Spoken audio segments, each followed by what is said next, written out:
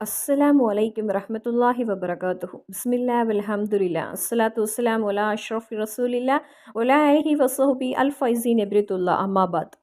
இறை நம்பிக்கையாளர்களே, நமது ரசூல் ஸல்லல்லாஹு அலைஹி வஸல்லம் அவங்க நமக்கு காண்பித்து தந்த சில சுன்னத்துகளை நாம் கடைபிடிக்கும் போதே அது நமது வாழ்க்கைக்கு போதுமானது. எல்லா முசீபத்து நீங்குவதற்கும், எல்லா கஷ்ட நஷ்டங்கள் நமது வாழ்க்கையிலிருந்து விலகி செல்வதற்கும் அந்த விஷயங்கள் மட்டுமே போதுமானது. இன்னும் நமது இந்த துனியா வாழ்க்கையில் அதிகமான பரக்கத்தை கொண்டு சேர்ப்பதற்கும்.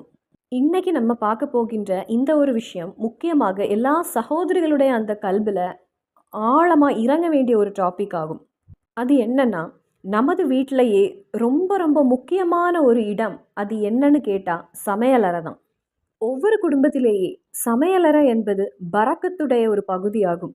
அதனாலே மூமின்களே 4 விஷயங்களை நாம் நமது சமையலறையில் கவனிக்காமல் இருந்தால் அந்த ஒரு குடும்பத்தில் கஷ்டங்களும் சிரமங்களும் தடைகளும் முசீபத்தும் மாறாமல் இருந்து கொண்டே இருக்கும்.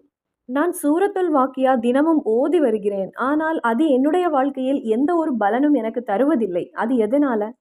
சமையலறையில் சில விஷயங்களை நாம் முக்கியத்துவம் கொடுக்காமல் பார்ப்பதாலும், சமையலறையில் அலட்சியமாக நாம் செய்யக்கூடிய சில விஷயங்கள்னாலும் அல்லாஹு தாலா எல்லா கவலைகளையும் நமது வாழ்க்கையிலிருந்து மாற்றி நல்ல சந்தோஷமுள்ள ஒரு வீடாக மாற்றட்டும். ஆமீன். நமது வீட்டில் ஐஸ்வர்யத்துடைய ஒரு பகுதியாகும் இந்த சமையலறை என்பது. அதை நாம் கவனிக்காமல் விட்டுவிட்டால் முசீபத்துடைய ஒரு பகுதியாகிவிடும். இந்த ஒரு விஷயம் எல்லா சகோதரிகளுடைய மனதில் கண்டிப்பாக இருக்க வேண்டியதாகும். அதை ஞாபகப்படுத்துவதற்கு தான் இந்த ஒரு வீடியோ. நமது வீட்டில் அதிகமாக பரக்கத்து நிறைந்திருக்கக்கூடிய ஒரு இடம் எதுன்னு பார்த்தா அது தொழுகையின் அறைதான், ப்ரேயர் ரூம். ஏனென்றால் வழக்கமாக நமது தொழுகையை நாம் அங்கு தொழுது வருகிறோம். இனி பெட்ரூம்லையும் அதிக பரக்கத்து நிறைந்த ஒரு இடம்தான். இந்த ப்ரேயர் ரூம் இல்லாதவங்க கண்டிப்பாக பெட்ரூமில் தான் இருந்து யாசீன் ஓதுவாங்க, தொழுவாங்க, எல்லா அமல்களையும் அங்கிருந்து செய்யக்கூடியவர்களாக இருப்பாங்க. காரணம், தொழுகையுண்டு, குரான் ஓதுவதுண்டு, திக்ர் ஓதுவதுண்டு மற்றும் பல இபாதத்துகள் அங்கு நாம் செய்கின்றோம். ஆனாலும் குரான் ஓதுவதும் திக்ர் ஓதுவதும் தொழுகையும் எதுவுமே இல்லாத ஒரு ஏரியான்னு சொல்ல போனால் அது சமையலறை தான். ஆனால் அந்த ஒரு இடத்தில் தான் அதிகமான பரக்கத்தும் நமக்கு தேவைப்படுகிறது. 4 விஷயங்களை கவனிக்காத அந்த வீடுகளில் சமையலறையில் பரக்கத்துடைய குறைவு வந்துவிடும் என்பதை நமக்கு பார்க்க முடிகிறது. அதில் ஒன்று நெலாஃபத் இல்லாத சமையலறை. நெலாஃபத் இல்லாத ஒரு சமையலறையாக இருந்தால் அங்கு பரக்கத் என்பது இல்லாமலே போய்விடும். நெலாஃபத் என்றால் சுத்தத்தை கூறுகிறது இஸ்லாம். நமது புனித இஸ்லாம் அதிக முக்கியத்துவம் கொடுத்து பார்க்கக்கூடிய ஒரு விஷயம்தான் இந்த சுத்தம் என்பது. இறைவன் இந்த சுத்தம் என்பதை அதிகமாக விரும்புகின்றான். இறைவனுக்கு பிடித்த ஒரு விஷயமாகும் அது. இந்த சமையலறையில் நலாஃபத் என்பது குறைந்தால், அதாவது இந்த சுத்தம் என்பது குறைய தொடங்கி ஈயெல்லாம் பறக்கக்கூடிய ஒரு நிலை அங்கு வந்தால் அந்த ஒரு சமையலறையில் சுத்தம் என்பது இல்லை என்பது நமக்கு புரிந்துவிடலாம். அந்த ஒரு இடத்திலிருந்து பரக்கத் என்பது வெளியே இறங்கிவிடும். இறைவன் நம்மை பாதுகாத்து கொள்வானாக. ஆமீன் யா ரப்பல் ஆலமீன். இனி எல்லா சகோதரிகளும் எல்லா உம்மாவும் செய்யக்கூடிய ஒரு விஷயம், அவங்களுடைய அந்த வேலை சுமையினால், அந்த வேலையினுடைய அந்த ஒரு நேரத்தினால் வீட்டை ஃபுல்லாக பெருக்கி சமையலறையில் ஒரு ஓரத்தில் கொண்டு அவங்க சேர்த்து வைப்பாங்க. அது அங்கேயே இருக்கட்டும் என்றில்ல, அது பிறகு எடுத்து விடலாம் என்று. ஆனால் அதை செய்யக்கூடிய எந்த ஒரு குடும்பமும் கண்டிப்பாக தரித்திரத்தில் சென்று மாட்டி விடுகிறது.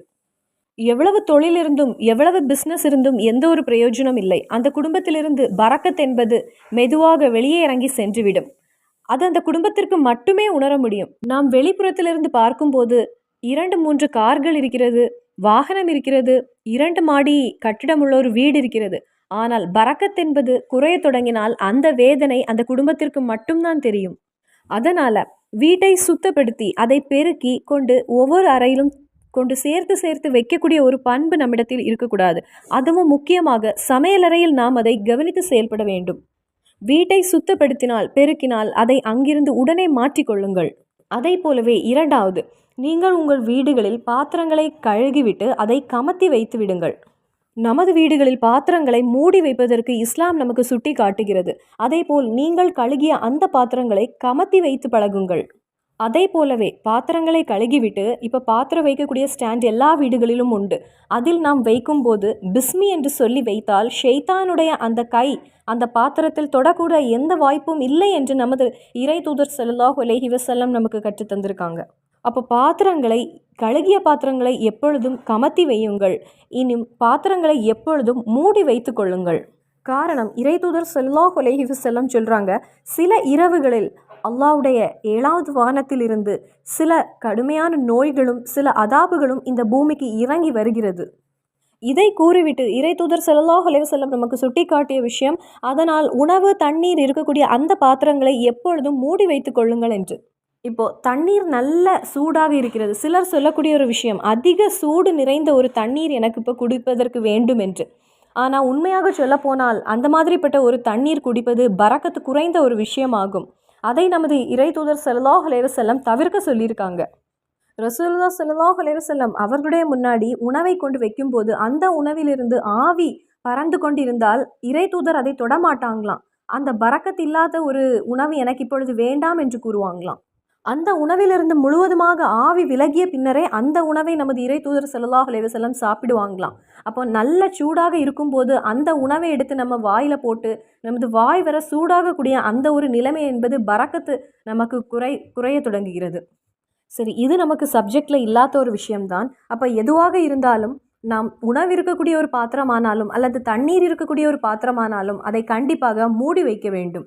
ஏனென்றால் இஸ்லாம் ஒரு விஷயம் நமக்கு கற்றுத்தருகிறது என்றால் அதில் எந்த ஒரு காரணமும் இல்லாமல் இல்லை. இந்த மாதிரி நாம் வைக்கும்போது அதிக நோயையும் அதிக ஆபத்துகளையும் நமக்கு அது கொண்டு சேர்க்கிறது. அப்போ நாம் கவனிக்க வேண்டிய விஷயம், கழுகிய பாத்திரத்தை கமத்தி வைத்து கொள்ளுங்கள், உணவு இருக்கக்கூடிய பாத்திரங்களை மூடி வைத்து கொள்ளுங்கள். இனி ஸ்டாண்டில் பாத்திரங்களை சரித்து வைக்கக்கூடிய, நாம் சாப்பிடக்கூடிய பாத்திரங்கள் சரித்து வைக்கிறீங்கன்னா அது பிஸ்மில்லாஹி ரஹ்மான் ரஹீம் என்று சொல்லி கொண்டு வைத்து கொள்ளுங்கள். இனி 3வது நாம் கவனிக்க வேண்டிய ஒரு விஷயம், உங்களுடைய கிச்சனில் வேஸ்ட் பாக்ஸ் இருந்தால் அந்த வேஸ்ட் பாக்ஸில் சோறும் இட்லியும் தோசையும் சப்பாத்தியும் அப்படி எல்லாம் கொண்டு போடக்கூடிய ஒரு சூழ்நிலை எந்த ஒரு குடும்பத்துக்கும் இருக்கக்கூடாது. அது எவ்வளவு பெரிய ஒரு தலைவனாக இருந்தாலும் சரி, அந்த குடும்பத்தில் உள்ள சந்தோஷமும் சமாதானமும் சிறிது சிறிதாக குறைய தொடங்கிவிடும்.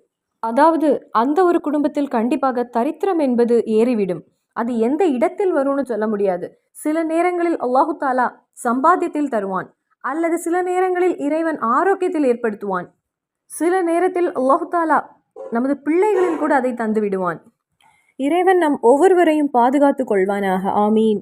சில நேரங்களில் எவ்வளவு பேருக்கு வேண்டுமானாலும் வாங்கி கொடுக்கக்கூடிய அளவிற்கு வசதி இருக்கும், ஆனால் நமக்கு அந்த உணவை சாப்பிட முடியாது. அதுவும் இறைவன் நமக்கு தரக்கூடிய ஒரு சோதனைகளாகும். அப்போது உணவை நாம் கொண்டு வேஸ்ட் பாக்ஸில் தட்டும்போது அந்த உணவை கொண்டே இறைவன் நம்மை சோதிப்பான். சில நேரங்களில் உணவு இல்லாமல் நமது வாழ்க்கையில் சோதனையாக இருக்கும், அல்லது உணவு தாராளமாக இருக்கும், அதை சாப்பிட முடியாத ஒரு நிலையை இறைவன் நமக்கு தந்து விடுவான். அப்போது எந்த ஒரு நிலையிலும் உணவை கொண்டு வேஸ்ட் பாக்ஸில் கொட்டக்கூடிய ஒரு பழக்கம் நாம் யாரிடத்திலும் இருக்கக்கூடாது. இனி நீங்கள் செய்த அந்த உணவு கொஞ்சம் மீறி வந்தது என்றால் உங்கள் வீடுகளில் பூனைக்கோ அல்லது காக்காவுக்கோ எந்த ஒரு விலங்கிற்கும் அதை நாம் வைத்து கொடுக்கலாம். ஏன் இன்னும் சொல்லப்போனால் நமக்கு ஹராமான நாய்க்கு கூட நமது வீட்டில் மீதி வரக்கூடிய அந்த உணவை நாம் வைத்து கொடுக்கலாம். அது போதுமானது அல்லாஹ்வுடைய கோர்ட்டில் கேள்வி கணக்கு கேட்கக்கூடிய அந்த நாளில் நமது அமல் உயர்த்தப்படுவதற்கு, நமது நன்மையின் எடை அதிகரிப்பதற்கு. அதை கொண்டு வேஸ்ட் பாக்ஸில் தட்டுவதற்கு பதிலாக வாயில்லாத பிராணிகளுக்கு நாம் கொடுக்கும்போது நமது வீடுகளில் எங்கிருந்து பரக்கத்து வருகிறது என்று கூட நாம் சொல்ல முடியாது. அளவில்லாத பரக்கத்து நம்மிடத்தில் வந்து சேரும்.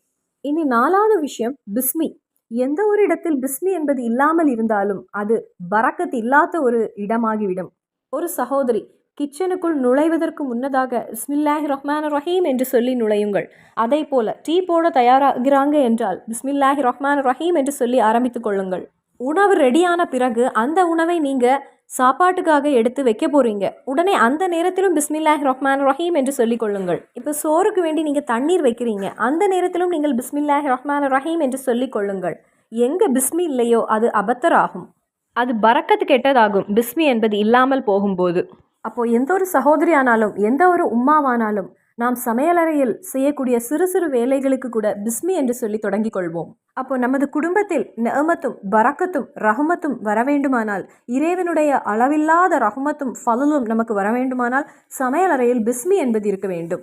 இனி இஷா மஹரிப் இடையில் நாம் ஓத வேண்டிய ஒரு சின்ன சூறாவை பற்றி நான் சொல்கிறேன். இந்த சூறாவை நீங்கள் உங்கள் சமையலறையில் வைத்து ஓதிக்கொள்ளுங்கள். இந்த சூறாவை சமையலறையில் வைத்து நாம் ஓதும்போது அல்லாஹு தாலா நீங்கள் செய்யக்கூடிய அந்த உணவில் அதிக அளவில் பரக்கத்தை பொழிய செய்கிறான். எல்லா சகோதர சகோதரிகளும் சமையலறையில் வைத்து நமது வீட்டில் பரக்கத்தும் ரஹ்மத்தும் பெருகி வருவதற்கு, ஹயராத்துகள் எல்லாம் அல்லாஹு தாலா நமது வாழ்க்கையில் கொண்டு தருவதற்கு நாம் ஓத வேண்டிய ஒரு சூரா. அந்த சூரா தான் சூரத்துல் குரைஷ். திருமறை குரானில் 106வது சூரா. இந்த சூறாவை நீங்கள் உங்கள் சமையலறையில் வைத்து ஓதி வரும்போது உங்களுடைய வாழ்க்கையில் வரக்கத்தும் ரஹுமத்தும் சந்தோஷமும் சமாதானமும் கடந்து வரும். அப்போ இஷா மஹரிபுடைய இடையில் சமையலறையில் வைத்து இந்த சூறாவை ஒரு முறை ஓத யாரும் மறந்து விடாதீங்க. இப்போ இந்த ஒரு சூறாவை ஒவ்வொரு சகோதர சகோதரிகளும் மனனம் செய்து கொள்ளுங்கள். இன்ஷா அல்லாஹ். மறுபடியும் சந்திப்போம். அஸ்ஸலாமு அலைக்கும் வரஹ்மத்துல்லாஹி வபரகாத்துஹு.